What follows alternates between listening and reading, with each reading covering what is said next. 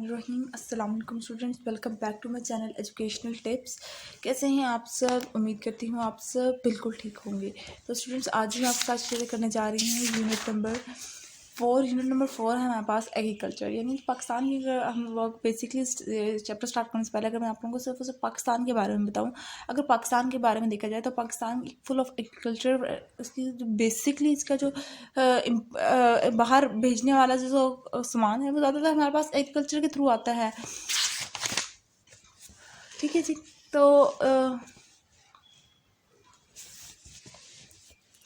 Start करते हैं अपना आज का लेक्चर। और ये हमारे पास है जी पेज नंबर 46 और पेज नंबर 47। आप सब बच्चे अपना पेज नंबर 46 और पेज नंबर 47 खोल लीजिए। अब देखिए, पाकिस्तान के अंदर जो मेजोरिटी ऑफ द पीपल हैं जो यहाँ पे रह रहे हैं, उनका किसी ना किसी तरह से लिंक जो है वो एग्रीकल्चर से, खेती बाड़ी से है। ठीक है जी।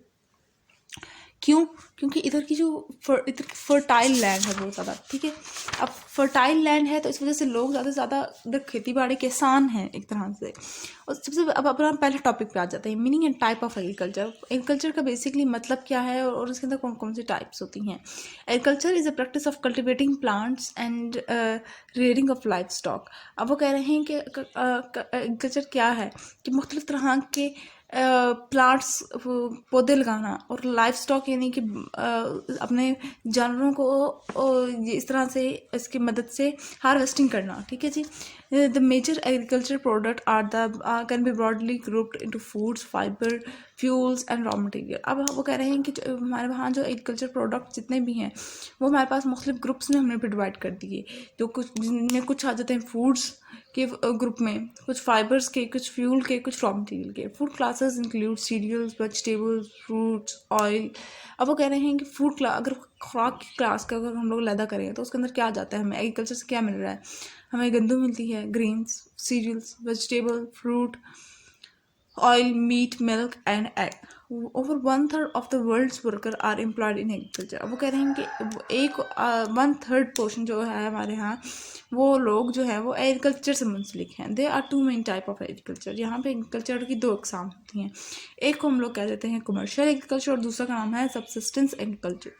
Commercial agriculture. It is a type of agriculture where large quantities of crops and livestock are produced through industrial technique for the purpose of sale. ठीक है, ये कौन सी एक ऐसी एग्रीकल्चर की ब्रांच है जिसके अंदर ज़्यादा से ज़्यादा अमाउंट के अंदर, बड़ी तादाद के अंदर क्रॉप्स और लाइफ स्टॉक को सेल किया जाता है इंडस्ट्रियल लेवल पर, ताकि पैसे मुल्क के अंदर आ सकें। The goal of industrialised agriculture is to increase crop yield. अब एक किसी भी इंडस्ट्रियलाइज्ड एग्रीकल्चर के क्या गोल होता है कि उनकी हर दफ़ा की फसल ज़्यादा हो। उसके बाद आ जाते हैं subsistence agriculture. Is a form of agriculture in which the farmer lives on a small amount of a land and produce enough food to feed his or her household and have a small cash crop. अब subsistence agriculture कह रहे हैं कि एक मिकदार में किसान जो है वो एक छोटे से घर में रहता है और एक मिकदार में वो अपना जो फसल है वो एक थोड़ी सी अमाउंट में लगा देता है किसी भी ज़मीन के अंदर जो कि उसकी होती है। और अब जब वो उसके अंदर लगा देता है तो उसका वो इतनी सी थोड़ी सी फसल लगाने का मकसद ये होता है ताकि वो अपना और अपनी फैमिली का सर्कल इजीली रन कर सके। The goal of a subsistence agriculture is to produce food for family. In case of excess power production of food, it's sold locally. अब वो कह रहे हैं कि फार्मर जो होते हैं, वो जो सबसिस्टेंस जो एग्रीकल्चर होता है उसके अंदर फार्मर्स जो होते हैं वो थोड़ी अमाउंट में कोई भी फसल लगाते हैं, और जब वो अगर उस फसल में से कोई, और वो अपनी फैमिली के लिए लगाते हैं, अगर उस फसल में से फैमिली का यूज़ निकाल कर बच जाती है कोई फसल, ठीक है, कोई आपके पास कुछ और बच जाता है तो फिर वो उसको सोल्ड कर देते हैं, लोकली सेल करते हैं, यहाँ जो कि हम लोग फिर आगे ख़रीद लेते हैं। ठीक है जी। Pakistan is an agriculture country. अब ये स्टेटमेंट है कि पाकिस्तान एक ज़रख़ेज़ मुल्क है, पाकिस्तान एक एग्रीकल्चर कंट्री है। कैसे? Climate of Pakistan vast fertile field along with the visibility of water resources are suitable for vast crop variety of crops. अगर पाकिस्तान की ज़मीन को देखा जाए तो पाकिस्तान की ज़मीन फर्टाइल भी है, इसके अंदर साथ साथ तो पाकिस्तान में जो क्रॉप को चाहिए होती है चीज़ें, पानी वगैरह, वो सब भी मौजूद है। ठीक है जी।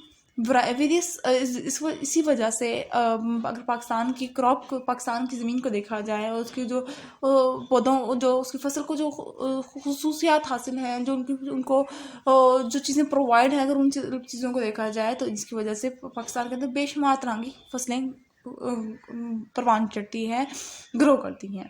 Various part of the country therefore produce many crops in abundance. इसी वजह से मुल्क के बेशतर इलाकों में मुख्तलिफ तरह की फसलें लगाई जाती हैं और वो काफ़ी लार्ज अमाउंट में लगाई जाती हैं। The role of agriculture in Pakistan economy is very important and is considered the backbone of Pakistan economy. अब पाकिस्तान की इकॉनमी के अंदर, इकॉनमी की बात की जाए तो पाकिस्तान की इकॉनमी भी बहुत स्ट्रॉन्ग थी जब एग्रीकल्चर सिस्टम हमारा स्ट्रॉन्ग था। यूँ समझ लें कि हमारे लिए एक बैकबोन है, ठीक है। In Pakistan the most agriculture province is Pakistan. अगर पाकिस्तान की देखा जाए तो कि प्रोविंस कौन सा इसके अंदर एग्रीकल्चर के लिहाज से बहुत सही जा रहा है, बहुत सरखेज़ है, तो वो पंजाब है, ठीक है। Where wheat and cotton are grown the most. और पंजाब के अंदर गंदम और कपास, ये दो ऐसी फसलें हैं जो कि बहुत ज़्यादा ग्रो की जाती हैं, बहुत ज़्यादा इनकी बहुत ज़्यादा पैदावार है। The most important crops are wheat, sugar cane, cotton and rice. और जो मोस्ट इंपॉर्टेंट क्रॉप्स अगर देखा जाए तो हमारे यहाँ गन्ना है, गंदम है, कपास है और चावल है, ठीक है जी। Main crops of Pakistan, Pakistan की मेन क्रॉप्स कौन कौन सी हैं? Pakistan has 2 cropping season. Pakistan के अंदर अगर देखा जाए तो पाकिस्तान के अंदर 2 क्रॉपिंग सीजन आते हैं, एक खरीफ और एक राबी, ठीक है जी। इट इज अब अगर खरीफ की बात की जाए तो ये it starts from April and last till September. ये हमारे यहाँ अप्रैल से स्टार्ट होता है ये सीज़न और सितंबर तक ख़त्म होता है। और इसके अंदर कौन कौन सी हमारे पास फसलें आती हैं? राइस है, शुगर केन है यानी कि चावल, गन्ना, कपास, कॉटन, मेज़, मूंग, माश की दालें, ठीक है, बाजरा, जोर और खरीफ क्रॉप्स, ठीक है। अब राबी क्रॉप के अंदर देखा जाए तो ये हमारे पास सीज़न अक्टूबर से नवंबर तक चलता है। सिर्फ अक्टूबर नवंबर, मतलब अक्टूबर नवंबर के स्टार्ट में, अक्टूबर नवंबर में ये इसकी फसल लगा दी जाती है और अप्रैल और मई यानी कि सर्दी का सीज़न होता है। इसके अंदर वीट आती है, ग्राम आती है, लेंटिल आता है हमारे पास यानी कि मसूर, ठीक है जी, मसूर की दाल, रैपी सीड्स, बार्ले, मस्टर्ड, ये सारे क्या होता है, ये राबी क्रॉप से मिल रही हैं। जो बाकी जो हमारे पास अदर क्रॉप्स हैं जैसे बाजरा, जोर, ग्राम, barley, tobacco, masoor, moong, mash, potato, onion, chilli, sunflower etcetera, ये सारी भी ये साथ साथ आती रहती है, लेकिन ये हमारी मेजर क्रॉप नहीं है। मेजर क्रॉप हमारे पास खरीफ और राबी में जो पढ़ ली वही है, ठीक है जी। तो ये था आज का लेक्चर। आई होप आपको आज का लेक्चर समझ आ गया होगा। अगर आज का लेक्चर आप सबको समझ आ गया है तो मेरे चैनल को सब्सक्राइब कर दीजिएगा, वीडियोस को लाइक कर दीजिएगा और साथ साथ बेल आइकन को प्रेस करना मत भूलिएगा। इसी से मेरी आने वाली हर लेटेस्ट अपडेट सबसे पहले आप तक पहुंचेगी। मिलती हूँ किसी और वीडियो में। दुआओं में याद रखिएगा, अपना ख्याल रखिएगा। अल्लाह हाफ़िज़।